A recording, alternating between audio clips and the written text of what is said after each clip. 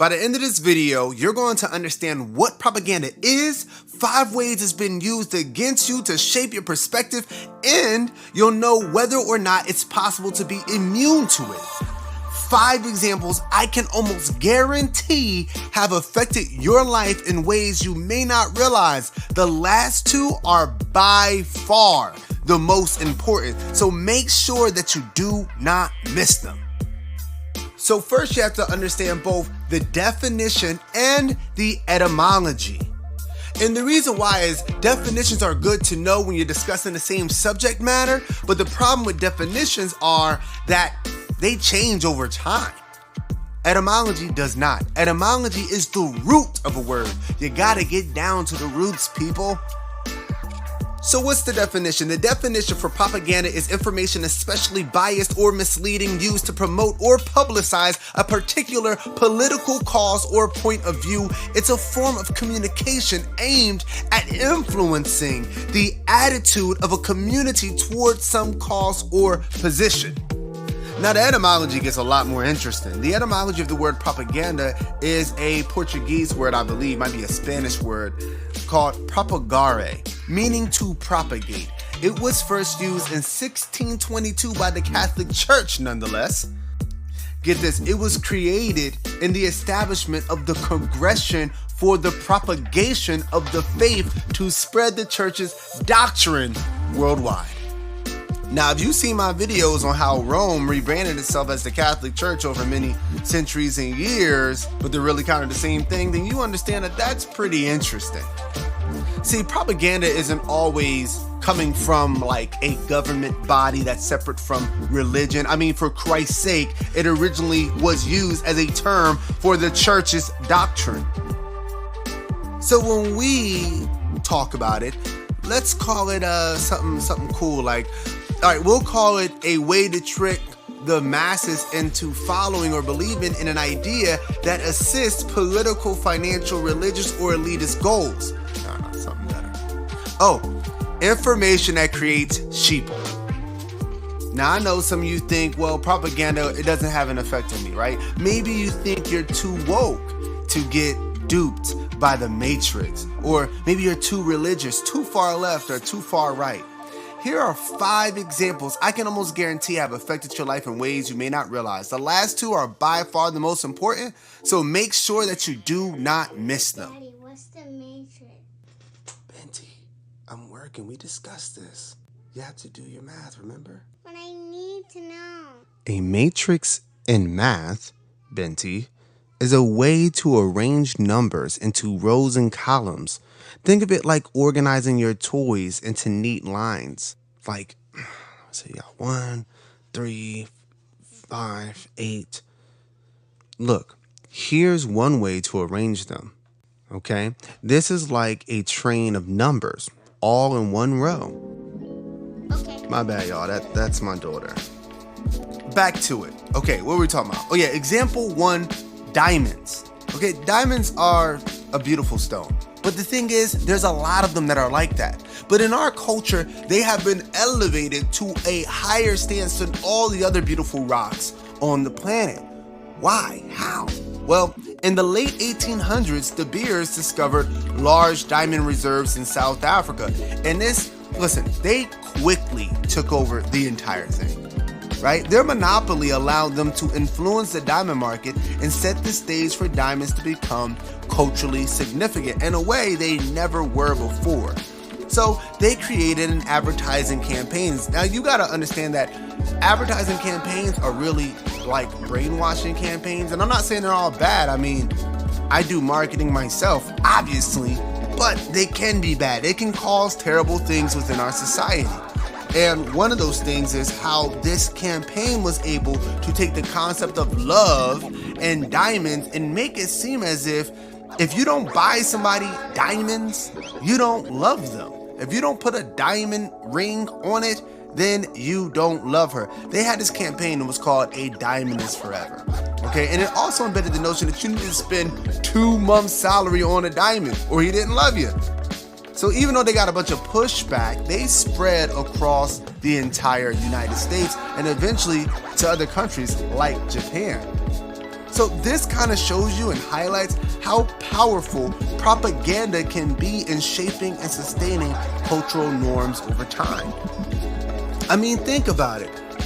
How many of the women watching this video really believe that if a man does not give you a diamond ring, he must not love you? And how many men watching this video believe that if you really love her, you have to pay a lot of money on a diamond ring?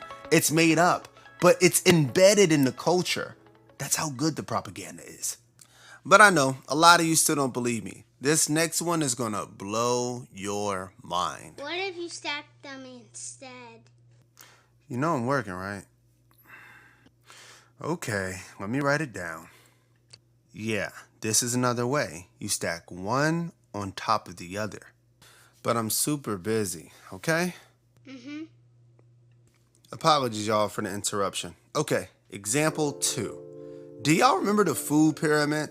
Like when I was growing up as a kid, the food pyramid was all over the cafeteria walls, outside of the cafeteria. I think we even had like lessons on it, right? They told us that to stay healthy, we had to follow the food pyramid. Now pay attention. There has been a significant increase in health problems like heart disease, stroke, and diabetes, partly due to what they call the Western diet, which is high in processed foods, right? Sugars, unhealthy fats, and refined grains. So this is what happened. In 1980, the government came together and they wanted us to eat healthier, right?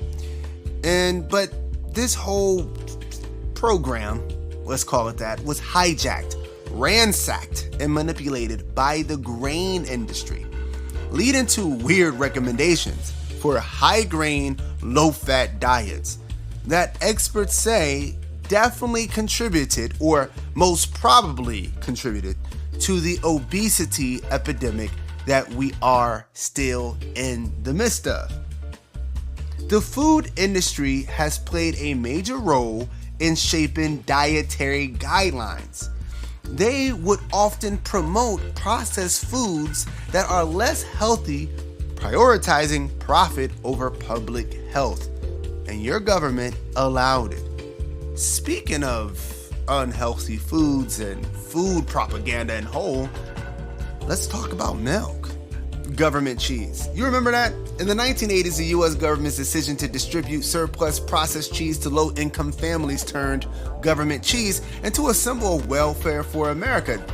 However, this push was largely driven by the need to address the economic challenges facing the dairy industry, including surplus production and the need to support dairy farmers. Which is cool, I guess, but the extensive marketing campaigns convinced Americans that milk was essential for strong bones and overall health, embedding it into cultural norms, even though many of the benefits attributed to milk could be obtained from other foods. Right? The drive to increase milk consumption was primarily fueled by economic interest rather than purely nutritional needs. Despite the fact that milk might not be the healthiest option for everyone, the strong propaganda around its consumption led to its widespread acceptance as a dietary necessity. This demonstrates how government-led economic motives can deeply influence and shape cultural beliefs and practices over time, right? What's crazy is you're living in propaganda. No, I mean literally, your home is propaganda. Is there another way? Benti. But is there? Yeah, I'll demonstrate it for you. Okay, you got 1, 3, 5, 8. This is like a little block with 2 rows and 2 columns. And guess what? The train, the tower, and this box are all called matrices. Wow. Okay. Go back over there. Let me finish. What was I saying? Oh, yeah. You are literally living. No. Oh, your home is propaganda. No, but seriously, in the early 1900s, banks introduced the 30-year mortgage, to expand their customer base. That's right, to expand their customer base. You got to know that home ownership was really for the rich. It wasn't really for everybody, and that's a problem within itself. And the banks was like, yo, we can fix this. We can expand this to include the middle class. But of course, it wasn't for the middle class. It was to make more money. See, it also meant that borrowers would be in debt for much longer, paying substantial interest over time. This shift gradually normalized the idea of long-term debt as a standard part of home ownership, right? So as a 30-year mortgage became more common, it intertwined with the concept of, you know what, the American dream, where owning a home was seen as a key achievement. The widespread acceptance of the mortgage structure helped cement the idea that taking on decades of debt was a necessary step toward achieving this dream, right? So who connected the debt to the American dream? The government, of course. The promotion of the 30-year mortgage by banks was driven by their financial interest, as it allowed them to profit significantly from interest payments. Over time, this financial structure became so ingrained in American culture that it obscured the downsides of long-term debt, turning a profitable business model for banks into a widely accepted cultural standard for achieving home ownership. This propaganda created voluntary, indentured slaves, us. Example 5. This brings me to student loans. Everyone's favorite topic. So, education is widely promoted as a key to success, but it has evolved into a highly profitable industry. In the early 20th century, college was more affordable, but as the government and banks began offering student loans, the cost of education soared through the roof. This shift made higher education accessible to more people, but also normalized the idea of taking on significant debt as a necessary step, trapping many students in long-term financial burdens. Does this sound similar to something else we were talking about?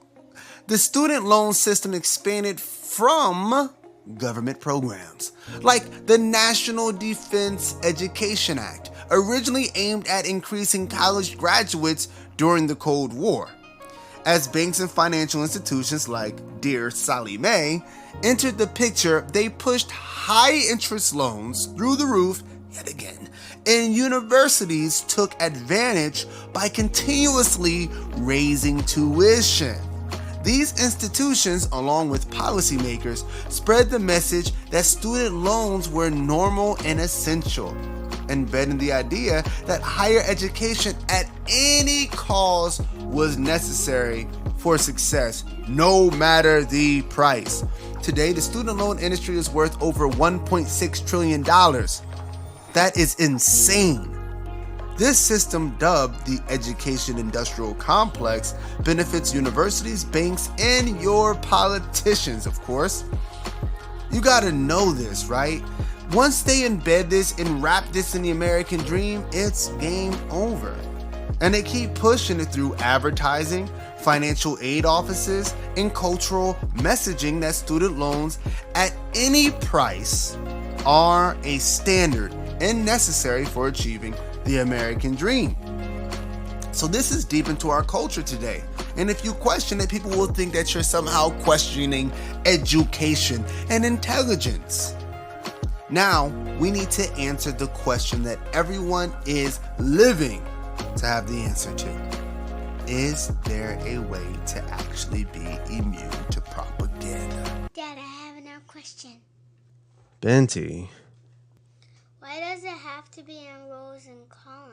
Why can't they be all jumbled up? That's a pretty good question. So, a matrix is special because it's like a rectangle made of rows and columns, where every row and every column must have the same number of items. So look at the block arrangement. See how each row has two numbers and each column also has two numbers? That's what makes it a matrix. But if one row had two numbers and the other row had one number, it wouldn't look like a box anymore, would it? Yeah. All right, now go ahead. I'm still working. But it's just so hard. That's okay. Even adults struggle with new things. The important part is that you're learning. Now you go work on that and let me get back to this. All right, y'all. That should be like the last interruption, my bad. Why most people are not immune to propaganda? So, number one, deep cultural integration. Propaganda often seeps into the cultural norms and societal values, right? Like the student loan being a part of the American dream. Like some people perceive that as a part of our culture. So when you question it, it makes people question you. And when ideas are reinforced, by society, they can feel like common sense, making people less likely to question them. Then there's repetition and familiarity. Like, you know how you don't like a song, but you hear it so many times on the radio, you think that you like it? Well, propaganda works in a very similar way. The continuous promotion of milk as essential for health, or the narrative that higher education is worth any level of debt, demonstrates how repeated exposure can normalize ideas. Same thing with like a diamond ring. You see it enough on movies, you hear enough from people, and campaigns and ads, you believe that is accurate. So, authority and trust in institutions. People often trust information coming from up on high, right? Like government, educational institutions, financial experts. When these institutions, these entities, say things like the importance of home ownership at any cost, or the necessity of a college degree at any cost, people are more likely to accept them without critical examination. This trust can make individuals more, vulnerable to propaganda. And then you got like echo chambers and social reinforcement. See, living in modern civilization, which is a matrix, a medium or structure in which you develop, often means being surrounded by like-minded individuals, media, and social networks that reinforce the same narratives over and over. This creates echo chambers where alternative viewpoints are minimized and dominant ideas are constantly reinforced. The social pressure to conform to these norms further reduces the likelihood of questioning the propaganda. And then there's overconfidence and your own personal immunity to propaganda. So the belief that one is immune to propaganda can ironically make a person more vulnerable to it. When people are confident that they cannot be swayed, they may lower their guard and fail to critically examine the information they consume. This overconfidence can lead to deeper entrenchment in propaganda beliefs or propagandized beliefs, as they are less likely to question or recognize manipulation. Look, Daddy, I can do it.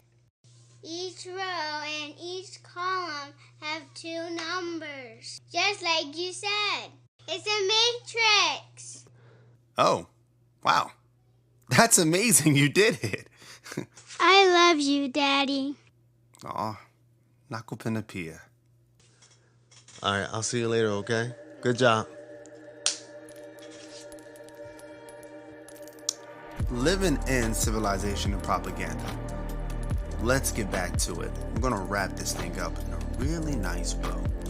Living in a civilization inherently involves exposure to various forms of propaganda because modern societies are complex, interconnected, and media saturated. From advertising to political messages, yada yada yada, propaganda is woven into the fabric of daily life.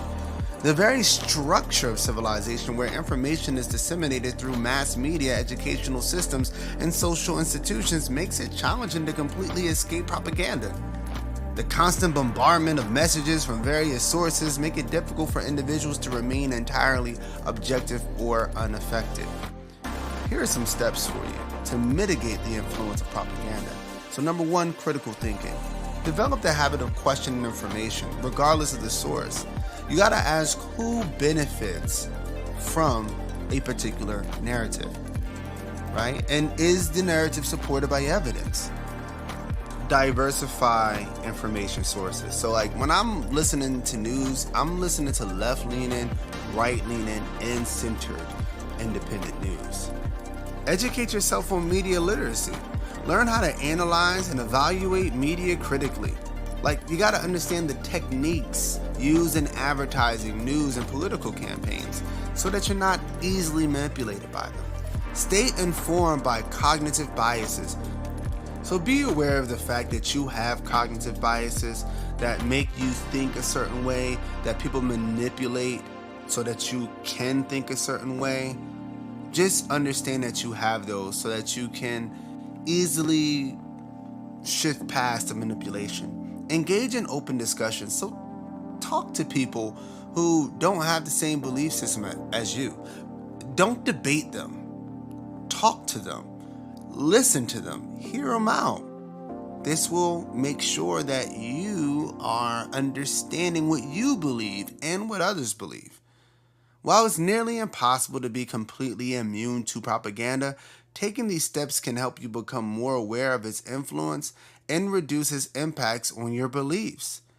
But there's one more way that I didn't mention that will really help you escape not only propaganda, but the mortgage traps, the debt traps, creating indentured slaves like us.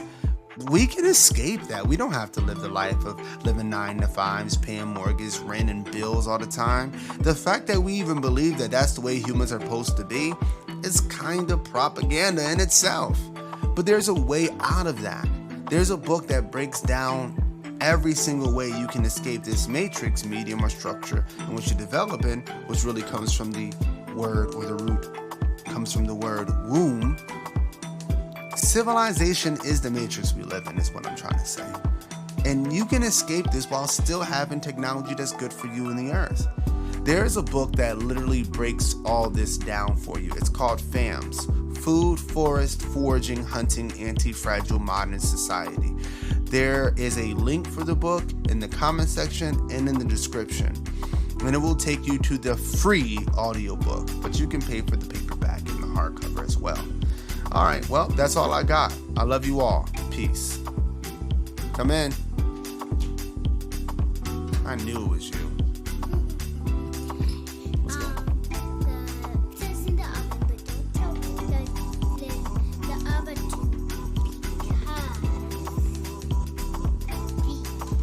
Because you want to surprise them. Okay, I won't tell them.